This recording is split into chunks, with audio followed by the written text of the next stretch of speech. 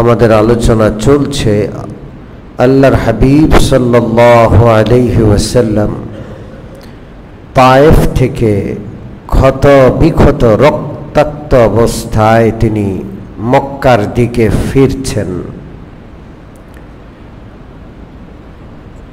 মনে অনেক কষ্ট, মানুষ তাকে চিনল না।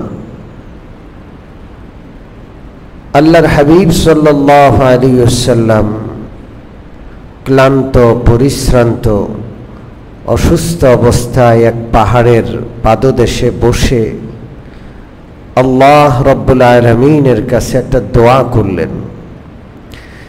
যেই দোয়াটা এখনো হাদিসের কিতাবে আছে, ওই দোয়াটার নাম হলো দুআউল মুস্তাদআফিন, দুর্বলদের দোয়া।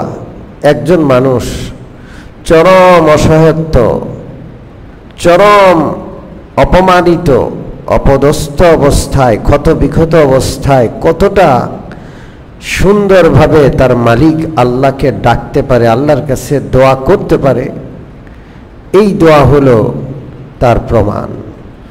বিশ্বনবী মুহাম্মদুর রাসূলুল্লাহ সাল্লাল্লাহু আলাইহি ওয়াসাল্লাম সে দোয়াটি যখন পাঠ করলেন, হযরত জিবরিল এসে সালাম দিলেন, ইয়া রাসূলুল্লাহ, আমি জিবরিলের সাথে আল্লাহ তাআলা পাহাড়ের দায়িত্ব প্রাপ্ত ফেরেশতাকে পাঠিয়েছেন, সে বাহিরে অপেক্ষা করছে, আপনার অনুমতি চায়।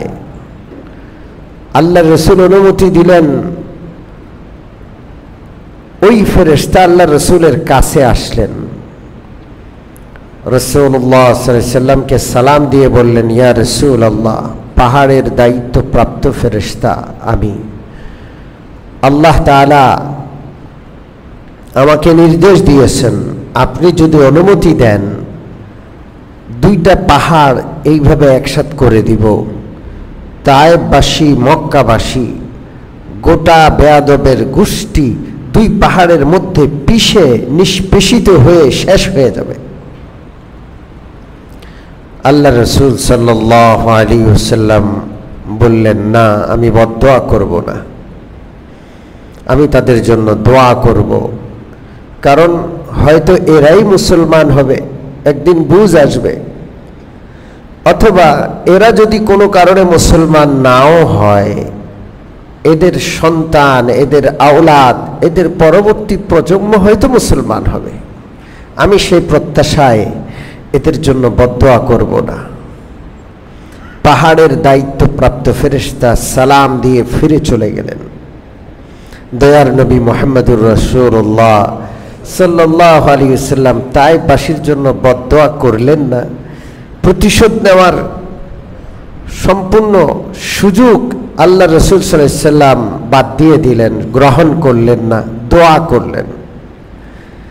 আর আজব ব্যাপার, আল্লাহ রাসূলের এই দোয়া আল্লাহ কবুল করলেন, এবং যেই সময়টাতে তায়েফে আল্লাহ রাসূলের উপর আক্রমণ হয়েছে, এর 10 থেকে 12 বৎসরের মাথায় গোটা তায়েফবাসী মুসলমান হয়ে যায়। হুনাইনের যুদ্ধ হয় মক্কা বিজয়ের পরে। হুনাইনের যুদ্ধে এই তায়েফবাসী পরাজিত হয়, রাসূলুল্লাহর হাতে বন্দী হয়। এই বন্দী গোটা তায়েফবাসী একসাথে মুসলমান হয়ে যায়। আরবের কোন এলাকার মানুষ সেই সময়ে একসাথে সবাই মুসলমান হয়েছে, এটা তায়েফবাসীর ক্ষেত্রে সর্বপ্রথম ঘটেছে। এটা কে করলেন? আল্লাহ। নবী দোয়া কবুল করেছেন। এখানে একটা কথা, আল্লাহর হাবিব সাল্লাল্লাহু আলাইহি সাল্লাম তায়েফবাসীর জন্য বদদোয়া করলেন না, তাদের জন্য হেদায়েত কামনা করে দোয়া করলেন।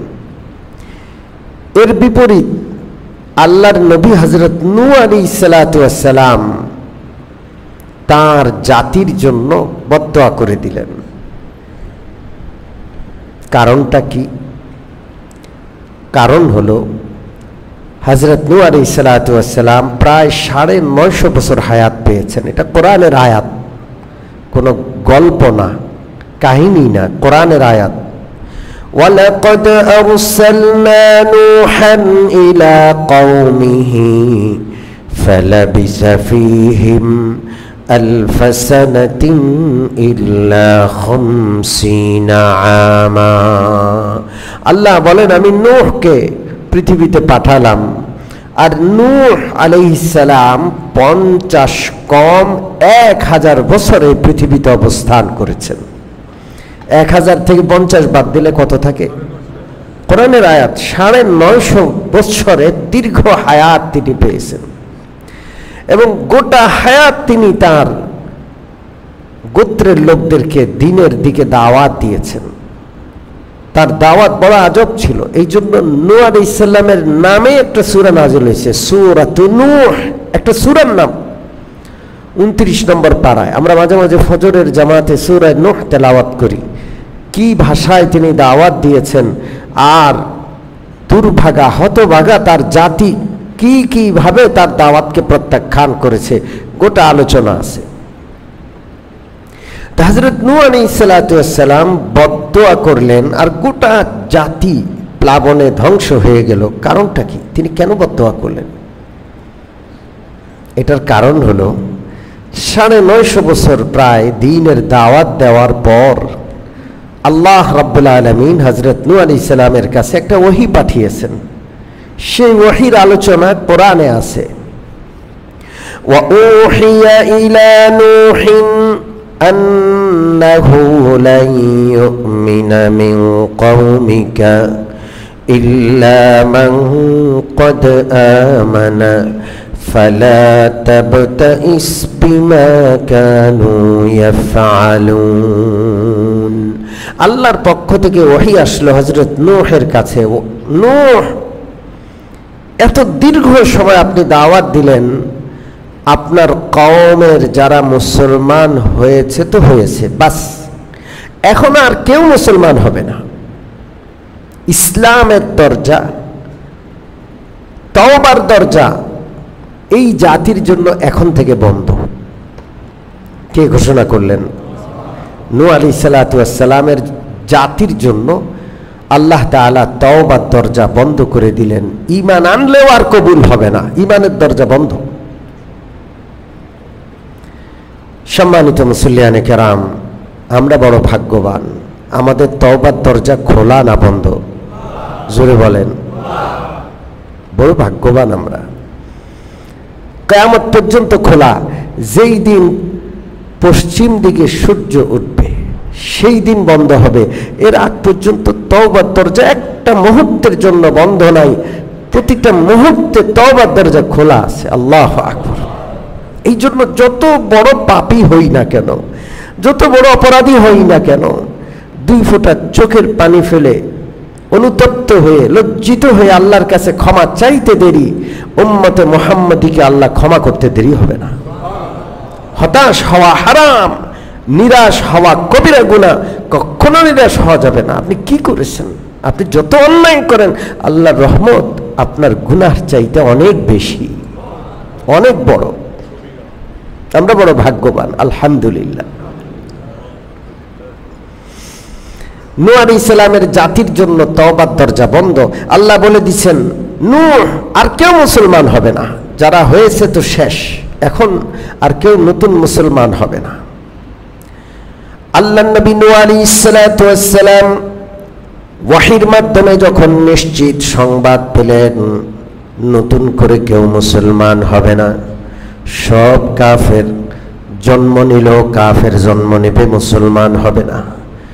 হযরত নূহ আলাইহিস সালাতু ওয়াস সালাম তখন আল্লাহর কাছে বদদুয়া করে বসলেন, রব্বি লা তাযার আলাল আরদি মিনাল কাফিরিনা দাইয়ারা।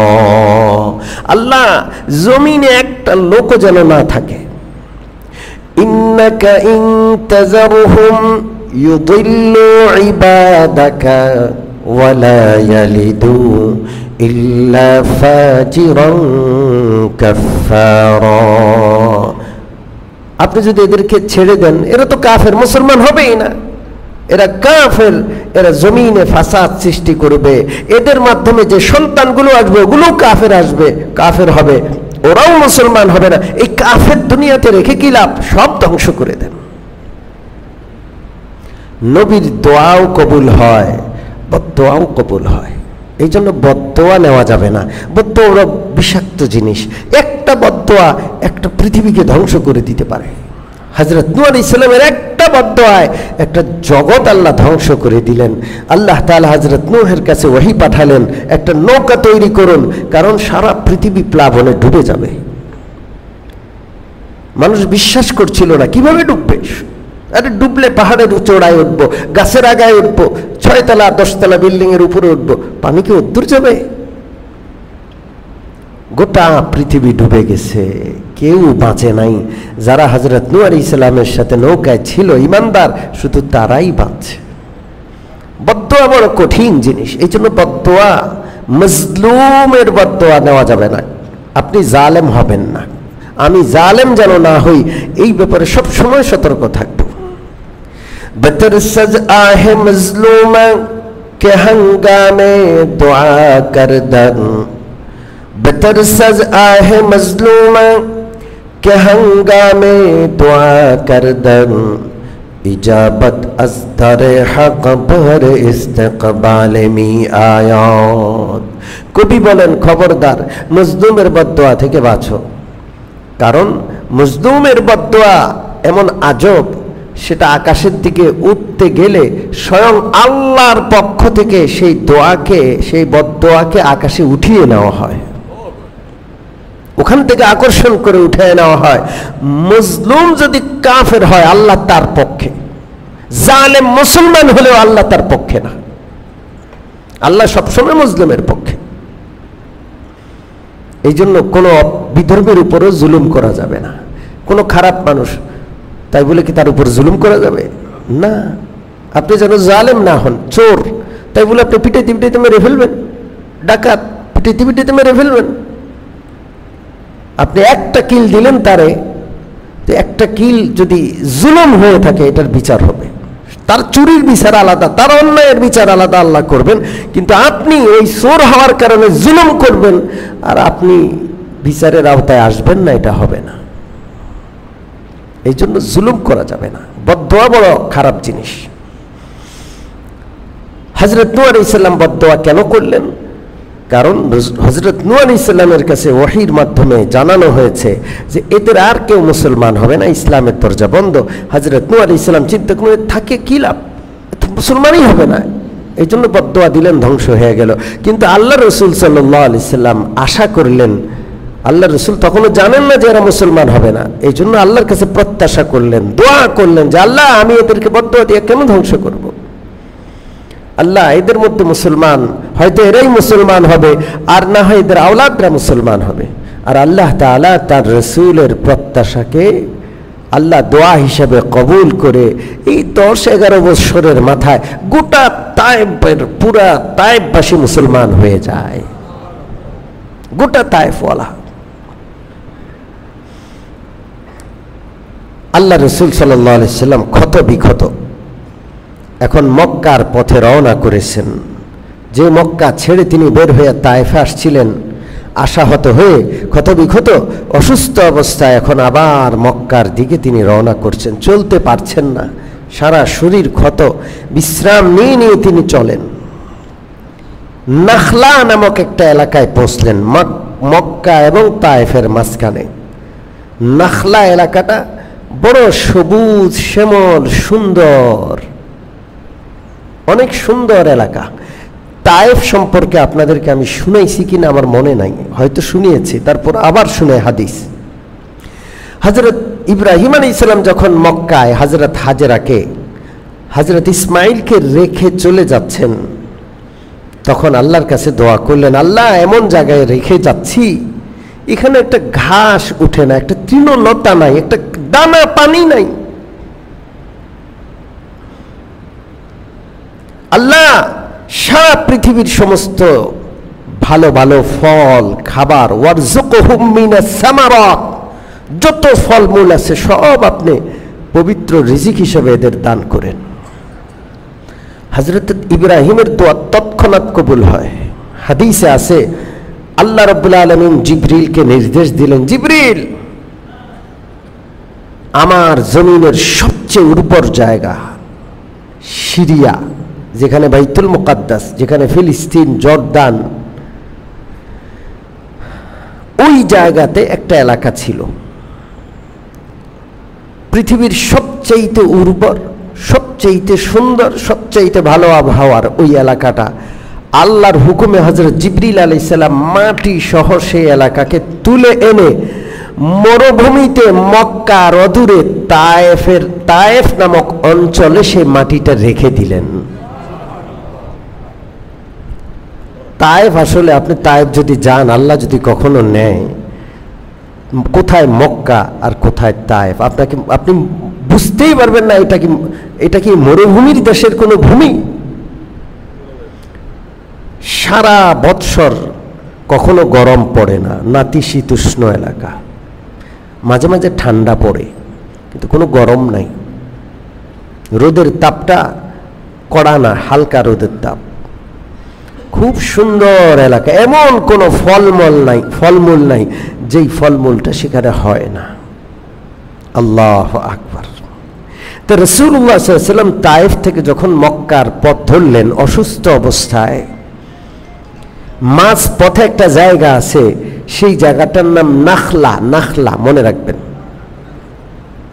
এই নাখলায় সবুজ শ্যামল সুন্দর জায়গা, মনোরম জায়গা।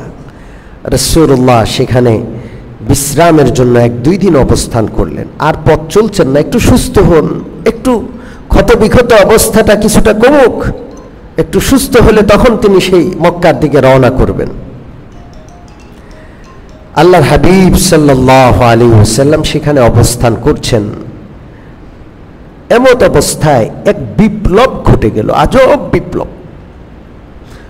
মনে রাখবেন, মুসলমান আল্লাহকে সন্তুষ্ট করার জন্য যদি কোনো কাজ করে, কোনো আমল করে, সেই আমল আল্লাহ কখনো বৃথা হতে দেন না। সেই আমল কখনো বৃথা হতে পারে না। ইন্নাল্লাহা লা ইউযীউ আজরাল মুহসিনিন, এটা কোরআনের আয়াত। নিশ্চয়ই আল্লাহ সৎকর্মশীলদের প্রতিদান কখনো নষ্ট করেন না, নষ্ট হতে দেন না। আল্লাহর হাবিব সাল্লাল্লাহু আলাইহি সাল্লাম বাহ্যিকভাবে তায়েফ থেকে ব্যর্থ হয়ে যাচ্ছেন। এত কষ্টের পথ, পাহাড়ি পথ, তায়েফের পথ, এত কষ্ট করে আসছেন, আর এখান থেকে মার খেয়ে ক্ষতবিক্ষত হয়ে, অসুস্থ হয়ে, ব্যর্থ হয়ে ফিরে যাচ্ছেন একেবারে খালি হাতে। খালি হাতে নয়, এখানে একটা নীরব বিপ্লব ঘটল নাখলা নামক এলাকায়। কি হলো? আল্লাহর হাবিব সাল্লাল্লাহু আলাইহি ওয়াসাল্লাম নাখলা নামক এলাকায় ফজরের নামাজ পড়ছেন। নবীর সাথে একজন সাহাবী, নাম হলো যায়েদ ইবনে হারেসা। নবীজি হলেন ইমাম যায়েদ ইবনে হারেসা, মুসল্লি, ফজরের জামাত। ইন্না কুরআনাল ফাজরি কানা মাশহুদা, ফজরের নামাজে আমরা কেরাত লম্বা পাঠ করি, খেয়াল করছেন? তখন একটা ভালো লাগে। সারা রাত যারা ঘুমায়, ঘুম থেকে উঠলে একটা আজব সুন্দর লাগে, ভালো লাগে, একটা পবিত্রতার আমেজ হয়। যে ব্যক্তি ফজর পড়ে না, তার জিন্দেগিটাই বরবাদ, তার ওই দিনটাই শেষ। এই জন্য ফজর এক আলাদা নেয়ামত। আল্লাহর হাবিব ফজরের নামাজে কোরআন তেলাওয়াত করছেন, একজন ইমাম আর মুসল্লি একজন যায়েদ ইবনে হারেসা। বড় আজব তেলাওয়াত, ক্ষতবিক্ষত শরীরে রাসূলুল্লাহ তেলাওয়াত করছেন, নবীর কণ্ঠে কোরআনের তেলাওয়াত, আল্লাহর কালামের তিলাওয়াত, আল্লাহর প্রিয় নবীর কণ্ঠে, যার প্রতি কোরআন নাজিল হয়েছে। কি আজব সেই তেলাওয়াত! এই তেলাওয়াত কারা শুনলো? একদল জিন এই তেলাওয়াত শুনলো। কে শুনলো? জোরে বলেন। জিন। আল্লাহর একটা মাখলুক আছে, নাম কি? জোরে বলেন। নাস্তিকরা জিন বিশ্বাস করে না, মুসলমান জিন বিশ্বাস করতে হবে, বিশ্বাস না করলে ঈমান থাকবে না। আল্লাহ বলছেন আমি জিন তৈরি করেছি। আল্লাহ সূরাতুল জিন নাযিল করেছেন, জিনদের ঘটনা সেখানে বর্ণনা করেছেন। কোরআনের সর্বশেষ আয়াত মিনাল জিন্নাতি ওয়ান নাস। আর নাস্তিকরা গল্প লেখে, জিন ভূত বলতে কিছু নাই। আপনি সেই গল্পের বই পড়ে কিনে আপনার বাচ্চারে পড়ান, ছোটবেলা থেকে সে পড়ে, জিন ভূত বলতে কিচ্ছু নাই। বেঈমানি শিখালেন না। এই জন্য খবরদার মুসলমান, কোন কিতাব বই কিনতে আপনি সাবধান। আপনি এমন একটা গল্পের বই কিনলেন, ছোটবেলা থেকে আপনার নাবালেক শিশুর অন্তরে সেই গল্পের বইয়ের মাধ্যমে জিন নাই একটা কুফরি কথা আপনি বসিয়ে দিলেন।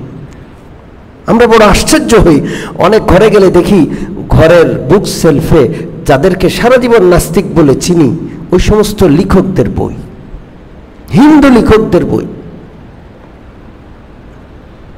জিন আল্লাহর একটা মাখলুক, সূরাতুল জিন একটা আলাদা সূরাই আছে। জিন আল্লাহর একটা মাখলুক। জিনদের আল্লাহ তাআলা একটু শক্তি ক্ষমতা বেশি দিয়েছেন, কিন্তু মর্যাদা বেশি ইনসানের। মর্যাদা বেশি কার? এই গোটা সৃষ্টি জগৎ আল্লাহর সৃষ্টি। এই গোটা সৃষ্টির মধ্যে শুধু জান্নাত জাহান্নাম দুইটা সৃষ্টির জন্য, হিসাব কিতাব দুইটা সৃষ্টির জন্য, জিন আর ইনসান। আর কারো হিসাব কিতাব নাই, কারো জান্নাত জাহান্নাম নাই। তাহলে জিন এত গুরুত্বপূর্ণ একটা মাখলুক, আর আপনি অস্বীকার করলেন। আপনি নাস্তিকদের বই আপনার সন্তানকে পড়াইয়া ছোটকাল থেকে জিন ভূত নাই অস্বীকার করা শিখাইলেন। আল্লাহ তাআলা মানুষের আগে জিন সৃষ্টি করেছেন। এই গোটা পৃথিবী জিন দ্বারা আবাদ ছিল, এই জমিন জিনদের দ্বারা আবাদ ছিল। কিন্তু জিনটা বড় অপরাধী, অনেক অপরাধ করলো, মারামারি হানাহানি করলো। আল্লাহ তাআলা ফেরেশতা পাঠিয়ে পিটিয়ে জিনদেরকে জমিন থেকে তাড়ালেন। কি করলেন? জোরে বলেন। জমিন থেকে তাড়ালেন। জমিন খালি। এখন আল্লাহ ঘোষণা করলেন, ইন্নী জাইলুন ফিল আরদি খলিফা, আমি জমিনে আমার খলিফা পাঠাবো। সেই খলিফা সর্বপ্রথম সৃষ্টি করলেন খলিফা হিসাবে হযরত আদম আলাইহিস সালাতু ওয়াস সালাম। এখন জমিনে জিনদের রাজত্ব না, আদম সন্তানের রাজত্ব এই জমিনে। ঠিক কি ঠিক না? জিনদেরকে পিটিয়ে কোথায় পাঠানো হলো? বনে, জঙ্গলে, সমুদ্রে। এই জন্য গভীর সমুদ্রে যাইতে নাই, হাদিসে নিষেধ আছে গভীর সমুদ্রে যাইতে নাই, গেলে ওখানে জিনদের দ্বারা আক্রান্ত হতে পারে। আপনারা জানেন, গত হজের আগের হজের সময় আমরা মক্কায় ছিলাম, শুনলাম ৬-৭ জন ধনকুবের, এরা একটা ইয়া নিয়ে, কি জানি সাবমেরিন নিয়ে পানির ভিতরে ঢুকছে, আর ফিরে আসে নাই। সারা পৃথিবীতে আলোড়ন সৃষ্টি হয়েছে, এরা আর ফিরে আসে নাই। এদের কোনো খোঁজ খবরও নাই, কোথায় যে এরা গেছে। নিষেধ। কারণ এই জমিন থেকে জিনদেরকে বিতাড়িত করে জঙ্গলে, সমুদ্রে পাঠিয়ে দেওয়া হয়েছে। কথা কি বুঝে আসছে? বিনা কারণে একা একা নদীতে গোসল করতে যাবেন না। কারণ আপনি গোসল করতে ডুব দিছেন, আপনার পাও ধরে টেনে নিচে রেখে দেবে কিছুক্ষণ, আপনি লাশ ভেসে উঠবেন। এখন যারা জিনকে বিশ্বাস করে না, ওদের কথা আর কি বলবো। শুধু শুধু বাথরুমে বেশি সময় থাকবেন না। নোংরা বাথরুম জিনদের আস্তানা। এই জন্য আমরা বাথরুমে যাওয়ার সময় দোয়া পড়ি, আল্লাহুম্মা ইন্নী আউযু বিকা মিনাল খুবসি ওয়াল খাবাইস। ওই দুষ্ট ওরা নোংরামি করে বাথরুমে বসে। যাই হোক, জিন আল্লাহর একটা মাখলুক, এবং মানুষের পরে জিনের মর্যাদা। কার মর্যাদা? জিনকে দেখা যায় না, অদৃশ্য, সে অদৃশ্য থাকে। কখনো ইচ্ছা করলে মানুষের চোখের সামনে আসে, কখনো ইচ্ছা করলে সে বিভিন্ন রূপ ধারণ করতে পারে। যাই হোক, এই জিন তাদের ক্ষমতা, তারা উড়ে আকাশে চলে যায়। রাসূলুল্লাহ সাল্লাল্লাহু আলাইহি ওয়াসাল্লামের আগমনের আগে, নবুয়ত লাভের আগে, এই জিনরা আকাশের কাছাকাছি চলে যেত। সেখানে ফেরেশতারা আপোষে কথা বললে ফেরেশতাদের কথা চুরি করে তারা শুনে নিত। কিছু কিছু শুনত, শোনার পরে জমিনে এসে গণকদের কাছে সেই কথাগুলো বলতো। কাদের কাছে? ভাগ্য গণনাকারী কিছু লোক দুষ্ট আছে না নাই? ওদের কাছে যাওয়া হারাম, যাওয়া যাবে না। তো জাহিলি যুগে যারা ভাগ্য গণনা করত, গণকদের কানে জিনরা সেই সকল শোনা কথাগুলো, সেগুলোর সাথে সত্য মিথ্যা আরো মিলিয়ে গণকদের কাছে বলতো, আর গণকরা সেগুলো মানুষের কাছে বলতো। তো 100টার মধ্যে 2-1টা ভবিষ্যতের বিষয় সত্য প্রমাণিত হতো। মনে করতো গণকরা গায়েব জানে, আর গণকরা বলতো জিনরা গায়েব জানে। আসলে জিনরা গায়েব জানে না। যাই হোক, এই চুরি করে যে শুনতে যাইতো, হঠাৎ করে আসমানের দরজা বন্ধ, ওরা আর আকাশে উঠতে পারে না। ওই দিকে রওনা করলেই পিটান শুরু হয়। ওখানে পাহারা, ফেরেশতাদের পাহারা। কার পাহারা? জোরে বলেন। জিন জাতি, তারা আর ঊর্ধ্ব জগতে যাইতে পারে না। সূরা জিনে আলোচনা আছে পাহারা। আর পাশাপাশি যদি ধাবড়ানি দেয় আর দৌড় দেয়, তখন তারকার অগ্নিস্ফুলিঙ্গ তাদেরকে নিক্ষেপ করা হয়, সেখানে জিনরা মারা যায়। গোটা পৃথিবীর জিন পেরেশান যে বিষয়টা কি। হাজার হাজার বছর যাবৎ আমরা আকাশে গিয়ে ঊর্ধ্ব জগতের কথা চুরি করে শুনে আমরা নিচে এসে সেই সংবাদ দিতাম। এখন গোটা ঊর্ধ্ব জগতের দরজা বন্ধ, কড়া প্রহরা, আবার পাশাপাশি গোলা নিক্ষেপ করা হয়। সারা পৃথিবীর জিন জাতি পেরেশান। নিশ্চয়ই কোনো ঘটনা ঘটছে, কোনো গুরুত্বপূর্ণ বিষয় ঘটে গেছে যেটা আমরা জানি না। এই জন্য কি ঘটেছে পৃথিবীতে সেটা জানার জন্য বিভিন্ন দল উপদলে জিনরা বিভক্ত হইয়া সারা বিশ্ব চিরুনি অভিযান চালাচ্ছে যে কি ঘটেছে। এমন কিছু ঘটেছে যার ফলে আসমানে যাওয়ার দরজা বন্ধ হয়ে গেছে। সেই জিনদের একটা দল যারা নাসিবিন এলাকার, এই দলটি ঘুরতে ঘুরতে ঘুরতে ঘুরতে নাখলা নামক স্থানে এসে তারা আল্লাহ রসুলের কণ্ঠে কোরআনের তেলাওয়াত শুনল। আল্লাহু আকবার। ওরা আসে নাই, ওদেরকে আসলে সারা পৃথিবী ঘুরাইয়া রসুলুল্লাহর তেলাওয়াতের এই জায়গায় নিয়ে আসছেন কে? আল্লাহ বলছেন আমি আনছি। আমি আপনি মসজিদে আসি নাই, আমি আপনি সিরাত মাহফিলে বসি নাই, আমাদেরকে তৌফিক দিয়েছেন কে? আল্লাহ। وَإِذْ صَرَفْنَا إِلَيْكَ نَفَرًا مِنَ الْجِنِّ يَسْتَمِعُونَ الْقُرْآنَ فَلَمَّا حَضَرُوهُ قَالُوا أَنصِتُوا فَلَمَّا قُضِيَ وَلَّوْا إِلَى قَوْمِهِمْ مُنْزِرِينَ। 26 নম্বর পারায় সূরা আহকাফে এই ঘটনাটা আছে। 29, 30, 31, 32, 29, 30, 31, 32 সূরাতুল আহকাফ 26 নম্বর পারায়।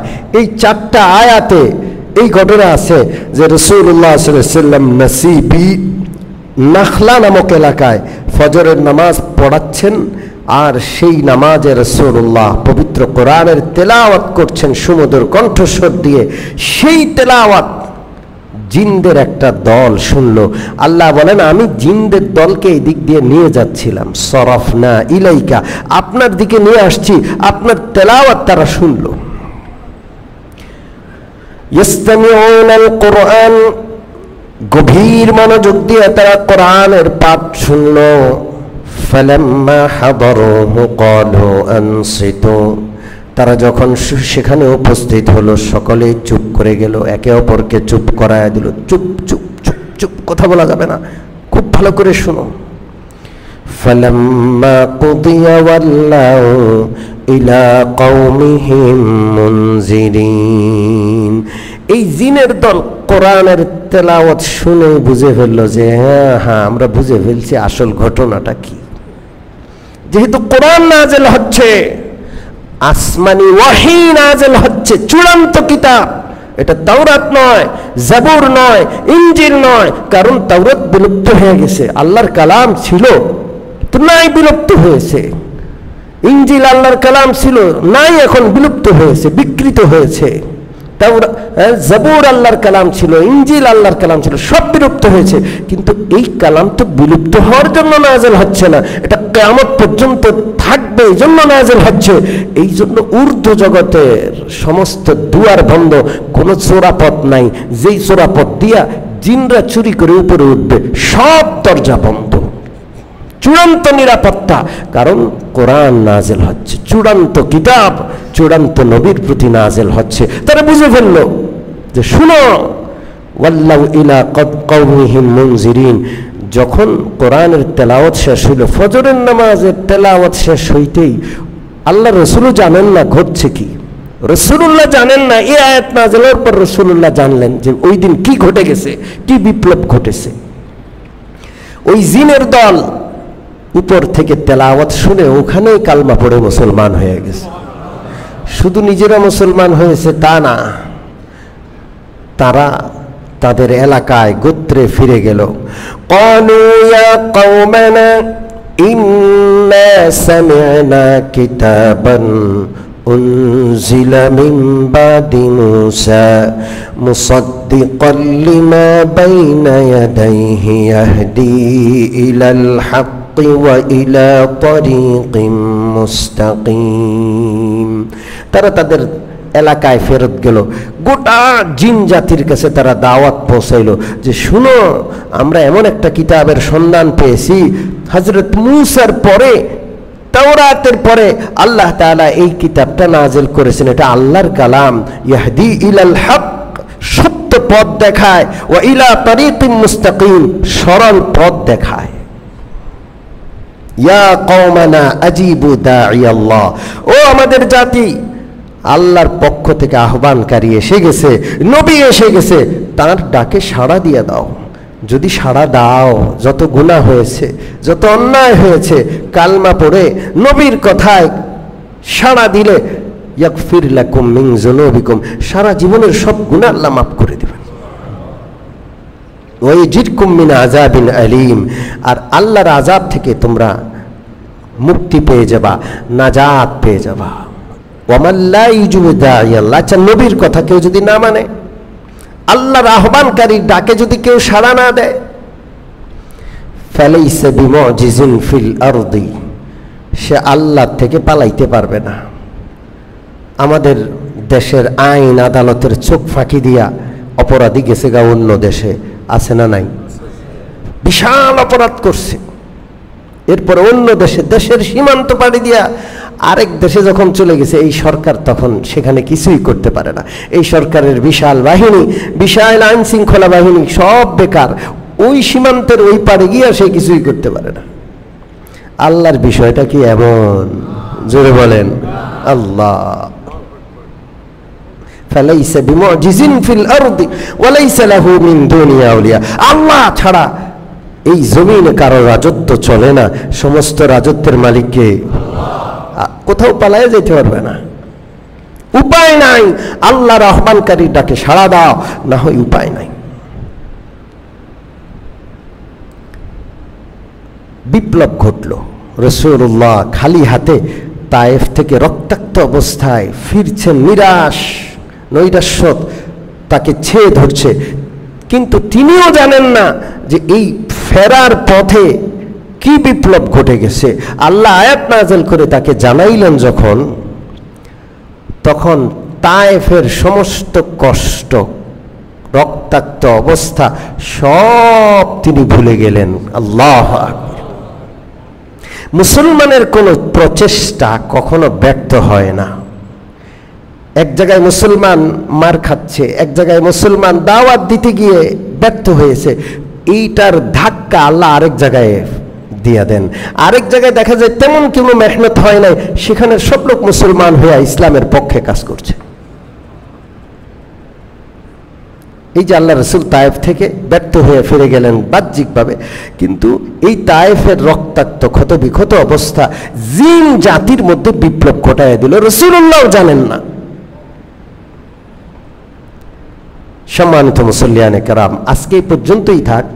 রাসূলুল্লাহর সাথে জিন জাতির সাক্ষাৎ আরও হয়েছে কিনা, রাসূলুল্লাহ জিন জাতির মধ্যে কি কাজ করেছেন সেটাও একটু জানা দরকার। যেহেতু আলোচনা আসছে, আমরা ইনশাআল্লাহ আগামী আলোচনায়, আগামী সিরাত মাহফিলে সে আলোচনা করব এবং সামনের দিকে আগাবো। আল্লাহ তাআলা আমাদের সকলকে এই রাসূলুল্লাহর জীবনী থেকে শিক্ষা গ্রহণ করার তৌফিক দান করেন। আমরাও যেন কখনো হতাশ না হই, আমরাও যেন দাঈ আল্লাহ, আল্লাহর পথে আহ্বানকারী হয়ে যায়। আল্লাহ আমাদের কবুল করেন। আমিন। ওয়া আখিরু দাওয়ানা আলহামদুলিল্লাহি রাব্বিল আলামিন।